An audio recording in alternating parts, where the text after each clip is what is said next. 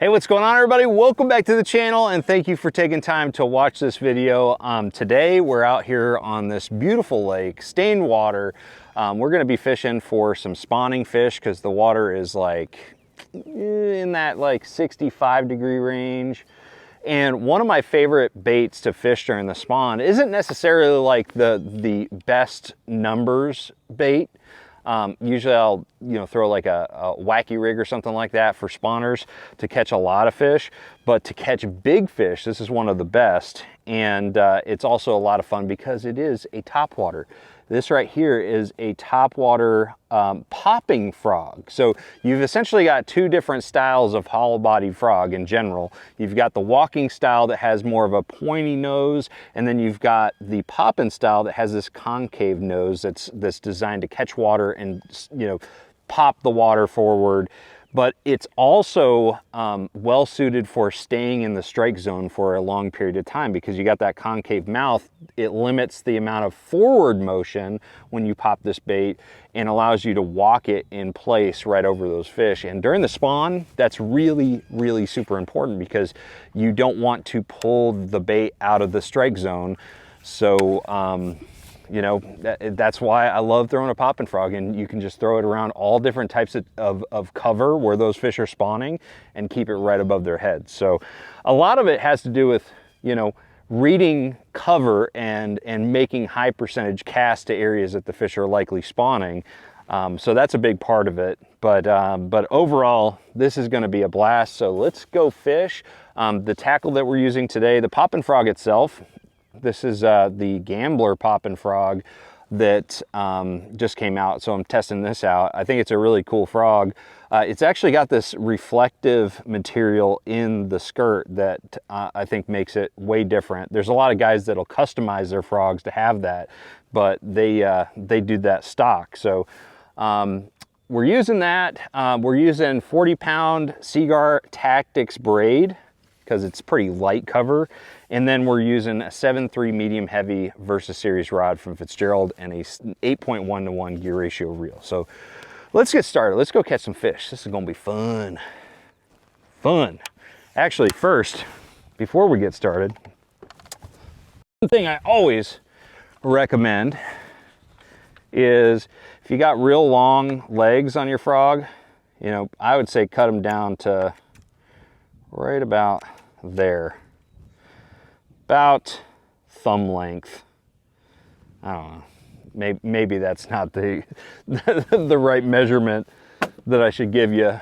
Everybody's thumb's a little bit different, but you always want to trim it down a little bit because really long legs are going to limit the amount of side-to-side action. It's just going to create more drag, and so I like something that's about 2.5 inches long, I guess is what I should say. But let's get started.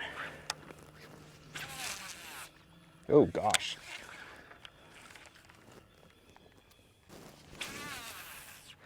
So of the tackle that you want to use with a popping frog or just a hollow body frog in general, usually you want to go pretty heavy, but since we're just casting around isolated pieces of wood and we're not worried about it getting, pulling fish out of like heavy vegetation or something like that, that's the reason why I'm fishing the 7.3 medium heavy. But like if I'm going to a place that has a lot of grass, I'm going to be fishing, a heavy action rod, whether it's a 7.3 or a 7.6. It's going to be a heavier action and heavier line too. Like 50-pound test is kind of minimum if you got a lot of vegetation around. But these laydowns, man, they look so good. And you can fish them with slightly lighter tackle. I hope I don't regret that.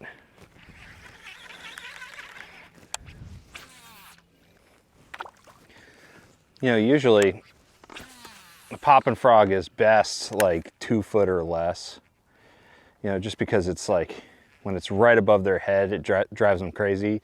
But if it's like deeper, they're not going to leave the bed to attack it. They're not as likely to do that, at least. But when it's really, really shallow and it's right above their head, that's when they really get aggressive towards the topwater like this.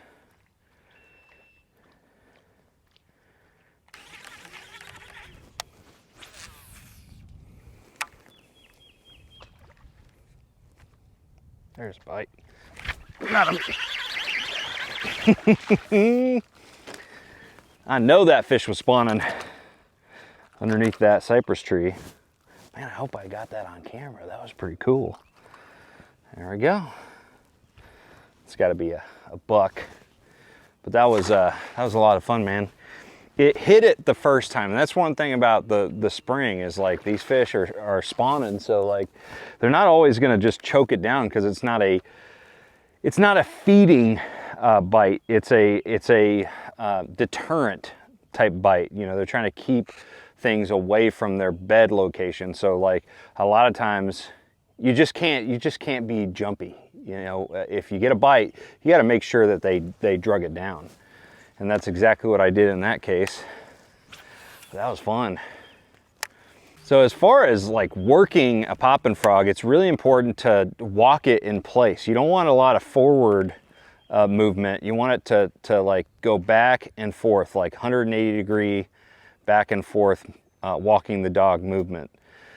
And the only way to do that is to give it little short pops of the rod tip and make sure that there's semi slack in the line in between each pop.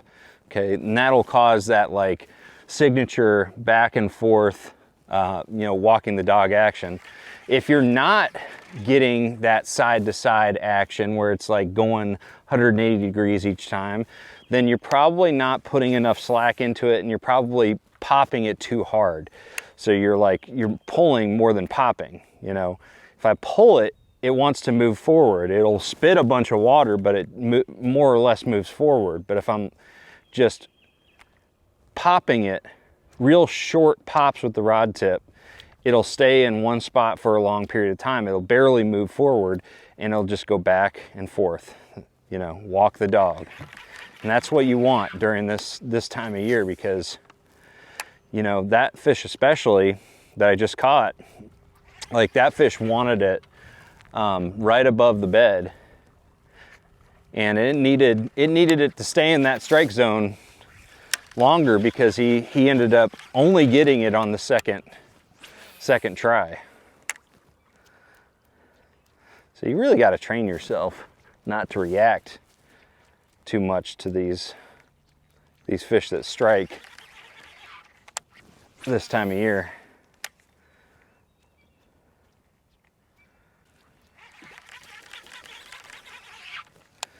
This algae that's starting to grow is like prime time. There he is. Gosh, dang it. I could see the frog get pulled underneath. I saw the orange the whole time, so I knew I'd probably miss that fish. He was a little guy too.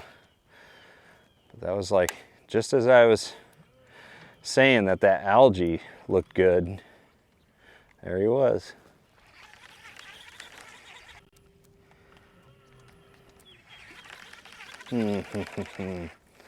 Cast to this root wad over here.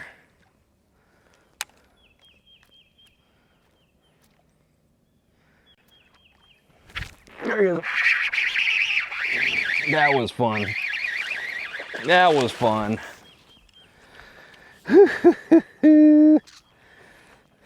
Barely hooked too.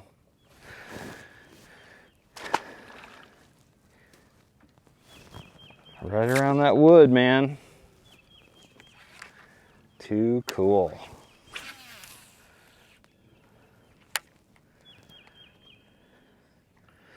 Man, this algae, as it grows up, it's just gonna get better and better for a popping frog until it's too dense, and then you gotta use a walking frog because that'll come through that algae better.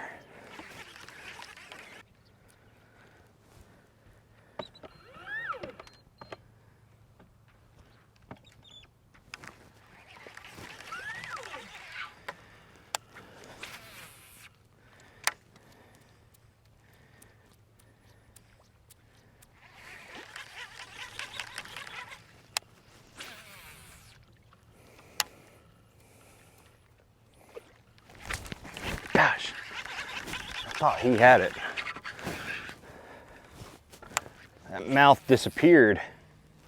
Oh, look at, he hit it as soon as it hit the water. Watch. He hit it again. That time he carried it off. Watch, until I catch this fish, he's still gonna eat. He's protecting that bed, man.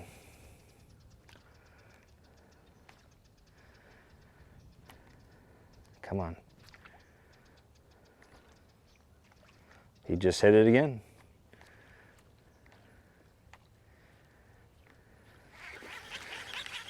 Thing is, once you get outside of the, perimeter of that bed,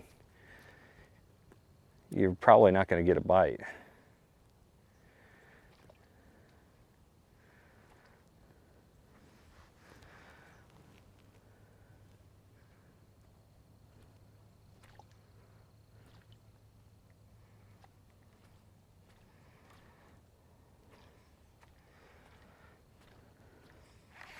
Darn.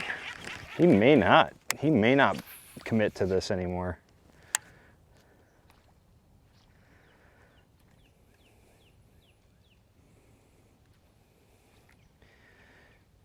You know what it's time for? A follow-up bait.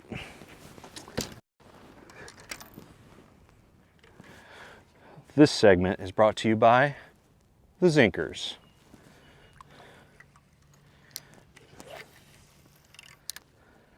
Mopping up the fish.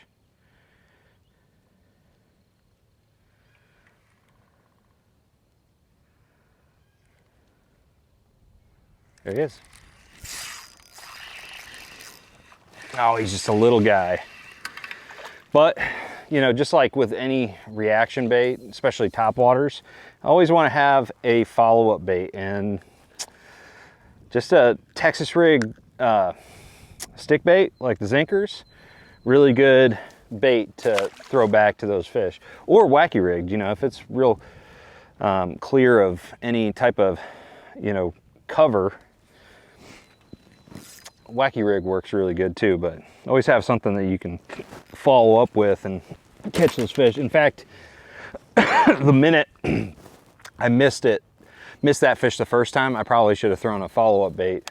I would have probably caught that fish way earlier, but it's more fun catching them on a topwater.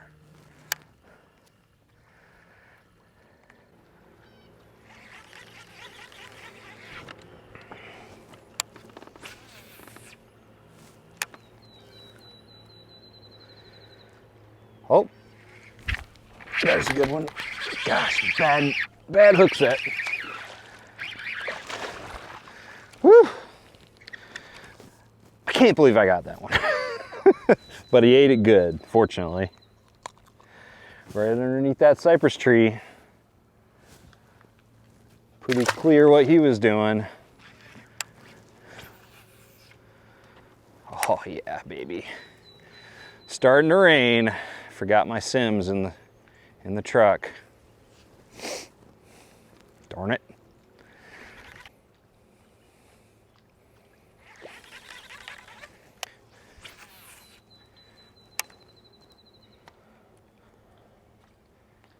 Oh, here's a fish.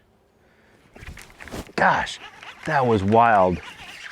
You would have never seen that fish coming on camera. I'm positive about that. He just, I wouldn't have even known he ate it. Had he, oh, dang it. Little guy. But I would have not known that he even got the bait if it wasn't for that bright orange nose, popping nose on that thing.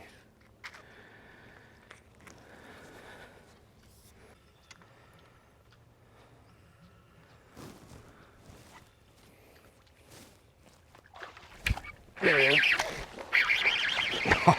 Oh, that was fun.